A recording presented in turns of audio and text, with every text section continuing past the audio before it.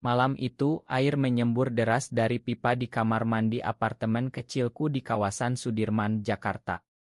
Dalam kepanikan, aku hanya sempat memanggil tukang ledeng melalui aplikasi online. Tak pernah terbayang bahwa pertemuan itu akan membuka luka lama yang selama ini ku coba kubur dalam-dalam. Rea datang dalam waktu 30 menit, pria tinggi tegap dengan kulit sawo matang dan senyum ramah yang langsung membuat hatiku berdegup tak karuan.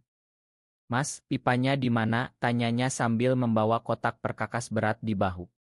Saat matanya bertemu dengan mataku, ada sesuatu yang aneh, seperti listrik mengalir pelan di dada. Aku, Andi Pratama, 28 tahun, karyawan IT di sebuah perusahaan multinasional, yang selalu menganggap diriku laki-laki biasa dengan rencana pernikahan yang sudah dirancang orang tua, tiba-tiba merasa dunia berputar berbeda.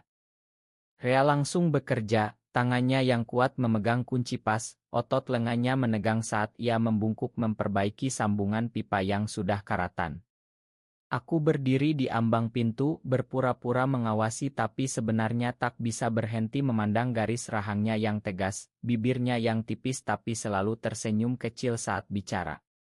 "Ini sudah sering terjadi di apartemen lama seperti ini, Mas. Pemiliknya jarang cek rutin," katanya sambil menyeka keringat di dahi dengan lengan kaos. Suaranya dalam, tenang, seperti angin sore di pantai Ancol yang pernah kukunjungi sendirian dulu. Kami mulai mengobrol ringan. Ia cerita asalnya dari Bogor, sudah 10 tahun jadi tukang ledeng keliling Jakarta, punya 2 adik yang masih sekolah. Aku balas cerita tentang pekerjaanku yang sibuk meeting online sampai larut, tapi tak berani cerita yang lebih dalam. Selesai memperbaiki, air sudah berhenti, lantai kering dengan pel yang ia bawa. "Totalnya 150.000, Mas. Kalau ada masalah lagi, langsung telepon saja," katanya sambil menyodorkan kartu nama sederhana dengan nomor WA. Tangan kami bersentuhan sebentar saat aku memberikan uang dan rasanya seperti arus listrik kecil lagi. Malam itu setelah ia pergi, aku duduk di sofa, memandang kartu nama itu lama sekali. Kenapa aku merasa kehilangan padahal baru bertemu?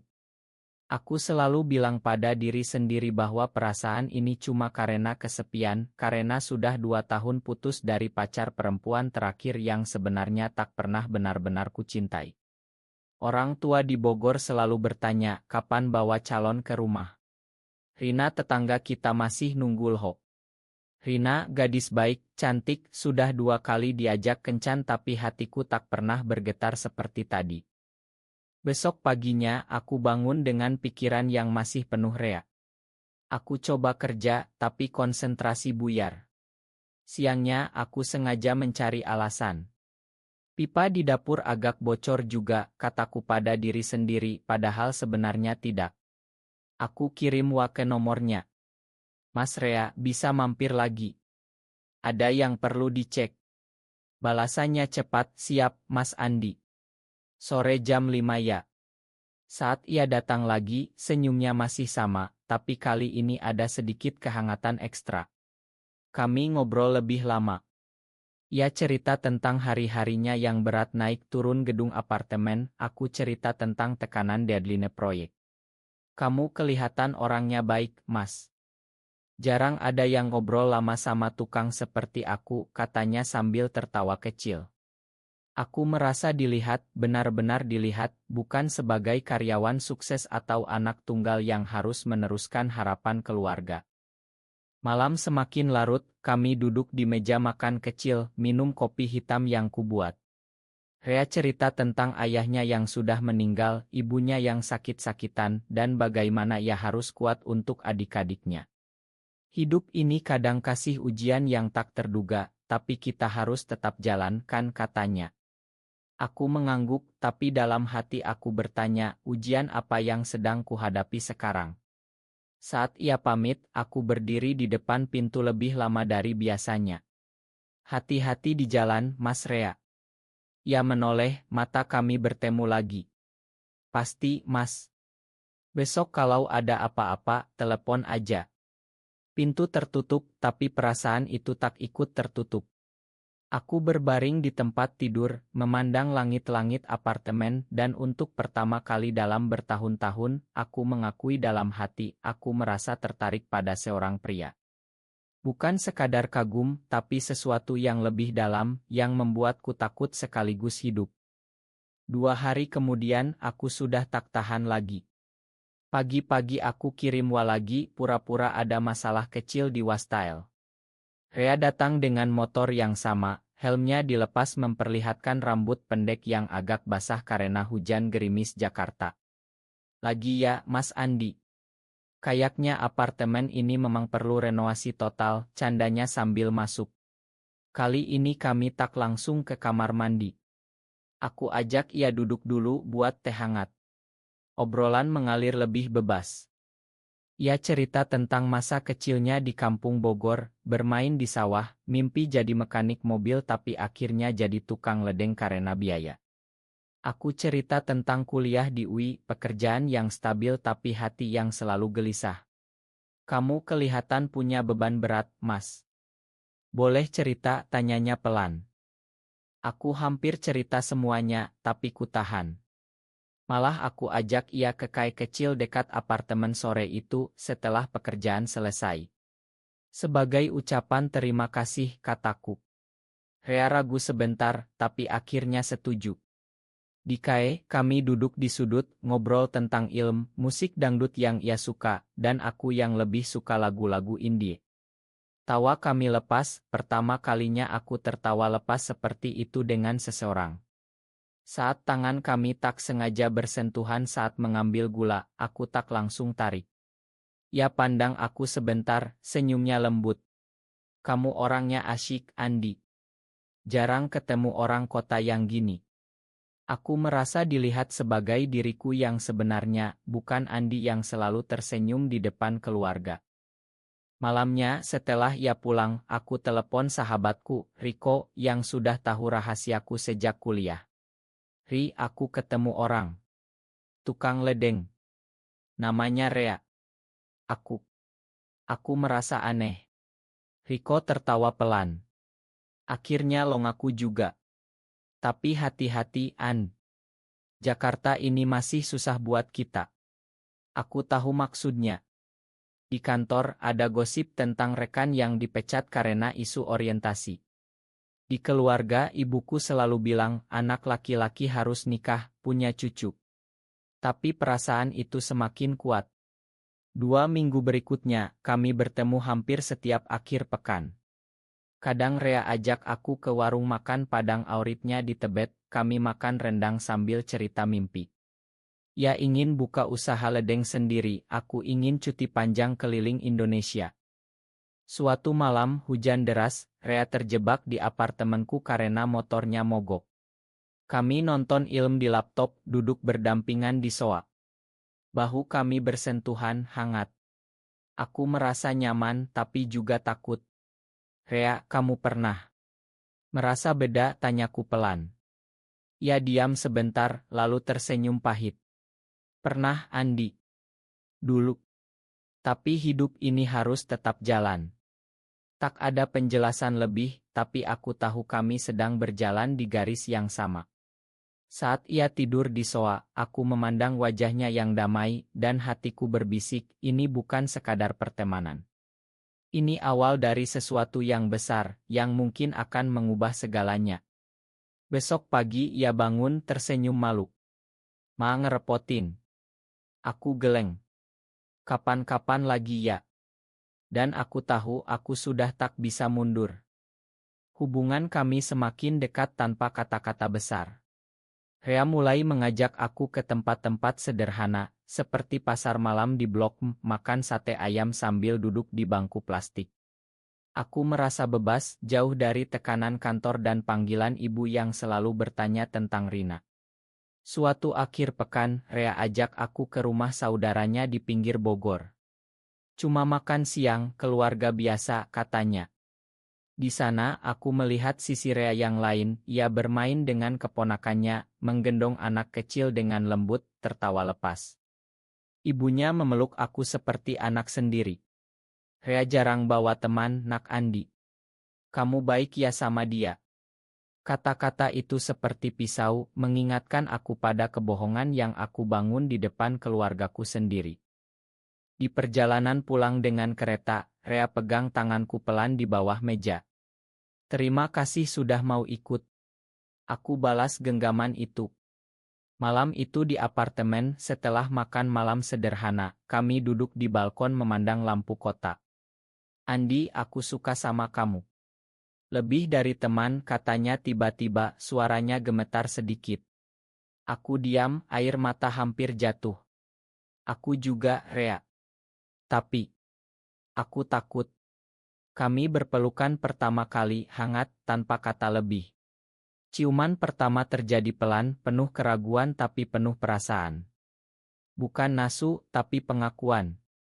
Aku merasa hidup, tapi juga hancur karena tahu ini tak akan mudah. Keesokan harinya, ibuku telepon. Andi, Rina mau ke Jakarta akhir bulan. Ayah sudah bicara sama bapaknya. Kalian cocokkan. Aku bohong lagi, bilang sibuk. Rea lihat aku gelisah, peluk aku dari belakang. Kita hadapi bareng. Tapi dalam hati aku bertanya-tanya berapa lama aku bisa sembunyikan ini. Perjalanan ke pantai Carita akhir pekan berikutnya jadi momen kami benar-benar dekat.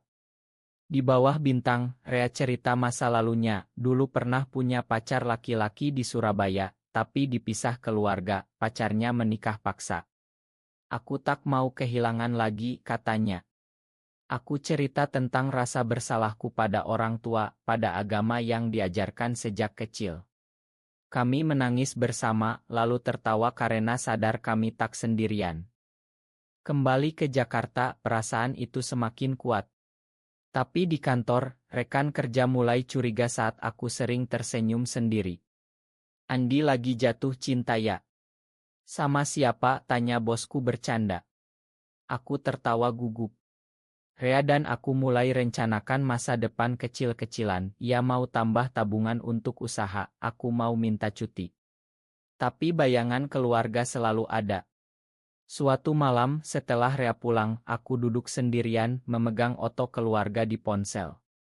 Apakah aku siap kehilangan mereka demi perasaan ini? Pertanyaan itu semakin berat, tapi setiap kali melihat Rea, jawabannya selalu ya. Rahasia kami terus tumbuh, tapi tekanan mulai datang. Rina benar-benar datang ke Jakarta, diajak ibuku. Kami makan malam bertiga di rumah makan Padang dekat kantor. Rina tersenyum manis, bicara tentang rencana pernikahan, tapi hatiku kosong. Malam itu aku telepon Rea, suaraku pecah. Aku tak bisa, Re. Mereka semua mengharapkan ini. Rea tenang, kita bicara besok. Besoknya ia datang peluk aku lama. Kamu harus pilih Andi. Tapi aku tak akan paksa. Kami bertengkar kecil pertama kali bukan karena marah, tapi karena takut. Aku takut kehilangan keluarga, ia takut kehilangan aku. Di kantor, gosip mulai beredar. Seorang rekan melihat aku dan Rea di KAE, oto kami beredar di grup Wakantor. Bos memanggilku Andi, hati-hati ya. Perusahaan ini keluarga besar, citra penting. Aku pulang dengan hati berat. Rea datang malam itu, kami duduk di lantai, bicara sampai subuh. Ia cerita bagaimana dulu ia hampir bunuh diri saat keluarga tahu, tapi bangkit karena adik-adik. Kamu kuat, Andi. Kita kuat bareng. Aku mulai berani ajak Rea ketemu Riko, sahabatku. Riko dukung tapi ingatkan risiko di Indonesia. Banyak yang hidup sembunyi, tapi kalian berdua kelihatan bahagia. Jangan sia-siakan. Suatu hari kami pergi ke Bandung kunjungi saudara Rea. Di sana suasana hangat, tapi aku lihat bagaimana Rea diam saat ditanya tentang pacar. Malamnya di hotel sederhana, kami berbaring berdampingan bicara masa depan. Kalau aku keluar, kamu mau tetap sama aku, tanyaku. Ia jawab dengan ciuman di kening. Selalu. Tapi saat pulang, ibuku kirim otorina lagi, kapan lamaran. Aku mulai merasa terjepit. Di kantor, cuti ditolak, kamu lagi ada masalah pribadi ya? Tanya aku bohong lagi. Rea lihat aku semakin tipis, ia tawarkan aku mundur kalau perlu. Aku marah, jangan. Ini hidupku juga. Kesalahpahaman terjadi saat Riko tak sengaja cerita ke teman lain dan rumor sampai ke telinga sepupu di Bogor. Telepon dari ayahku, Andi, ada yang bilang kamu dekat sama laki-laki. Ini bener apa? Aku panik, bohong lagi. Rea tahu ia diam tapi aku lihat sakit di matanya. Malam itu kami hampir putus, aku bilang mungkin lebih baik kita berhenti. Ia pergi tanpa kata. Aku menangis sendirian, sadar aku sudah terlalu dalam. Pagi harinya ia balik bawa sarapan. Aku tak mau menyerah, Andi. Kita lawan bareng. Aku peluk dia, tahu ini ujian terberat. Puncaknya datang saat lebaran tahun itu. Aku pulang ke Bogor, bawa Rea diam-diam sebagai teman kantor. Keluarga menyambut hangat, tapi mata ibuku curiga saat Rea membantu di dapur. Malam takbiran, sepuku yang curiga bilang ke ayah, Andi sama Rea terlalu dekat. Ayah memanggil aku ke belakang rumah. Anakku, ini dosa besar. Keluarga kita muslim baik-baik. Rina sudah nunggu. Aku diam, air mata jatuh. Rea dengar dari jauh, wajahnya pucat. Pulang ke Jakarta, kami bertengkar hebat. Kamu selalu pilih keluarga, katanya. Aku balas, kamu tak tahu tekananku. Di kantor, terpanggil, tunjukkan oto kami di KAE. Ini tak sesuai kode etik. Kamu cuti tanpa bayar dulu. Aku keluar kantor dengan kotak barang hancur. Rea datang ke apartemen, kami menangis bersama. Makan aku, kataku. Ia pegang tanganku, kita mulai lagi dari nol. Tapi keluarga tak berhenti. Ibu datang ke Jakarta bawa Rina. Konfrontasi di apartemen, Andi, ini Rea. Kamu gila. Rina menangis, ibu marah besar. Rea berdiri di samping, tenang tapi sakit. Bu, saya sayang Andi, katanya pelan. Ibu pergi sambil bilang kamu bukan anakku lagi. Malam itu, Rea hampir pergi ke Bogor untuk usaha baru, tapi aku tahan. Jangan tinggalkan aku. Kami duduk semalaman bicara tentang pengorbanan. Aku putuskan hubungan dengan Rina lewat telepon, ibu blokir nomorku. Teman kantor lama hubungi, bilang kamu berani, Andi. Tapi hati-hati. Rea jual motornya untuk modal usaha kecil, aku mulai relance. Tekanan sosial datang, tetangga apartemen mulai bisik-bisik. Tapi di tengah itu, cinta kami semakin kuat. Suatu pagi, Rea bilang kita pindah ke Bali, mulai hidup baru. Aku setuju, tapi tahu ini pengorbanan besar. 6 bulan kemudian, kami sudah di Bali, di rumah kecil di Ubud. Rea buka usaha ledeng dan series aku relance desain web untuk klien internasional. Hidup lebih tenang, tapi luka masih ada. Ibu kadang kirim pesan, pulanglah, nak. Ayah diam saja. Rea ajak aku ke pantai Kuta sore itu, kami jalan tangan bergandengan, tak peduli pandangan orang. Kamu sudah berubah, Andi. Lebih kuat, katanya. Aku tersenyum, ingat perjalanan panjang dari panggilan tukang ledeng itu.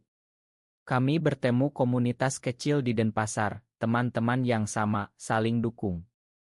Suatu hari, adik Rea datang berkunjung bawa kabar ibu Rea sakit. Kami pulang ke Bogor bersama. Di rumah, ibu Rea peluk aku, terima kasih sudah jaga anakku. Keluargaku masih dingin, tapi ayahku diam-diam datang ke rumah Rea, bicara pria ke pria. Jaga Andi baik-baik. Bukan penerimaan penuh, tapi langkah kecil. Kami kembali ke Bali, membangun hidup. Cinta kami bukan lagi rahasia, tapi pilihan sadar. Aku belajar bahwa kebahagiaan tak selalu mudah, tapi layak diperjuangkan. Rea di sampingku setiap hari, tangannya yang dulu memperbaiki pipa kini memperbaiki hatiku. Kini, saat duduk di teras rumah kecil kami, memandang sawah hijau, aku sadar pertemuan itu memang takdir. Dari panggilan darurat pipa bocor, jadi panggilan hati yang tak terduga. Kami tumbuh bersama, belajar berani. Masyarakat masih banyak yang tak mengerti, tapi kami tak lagi sembunyi. Apakah menerima diri sendiri sebagai gay di masyarakat Indonesia selalu membawa kebahagiaan sejati, atau justru lebih banyak penderitaan? Benar atau salah?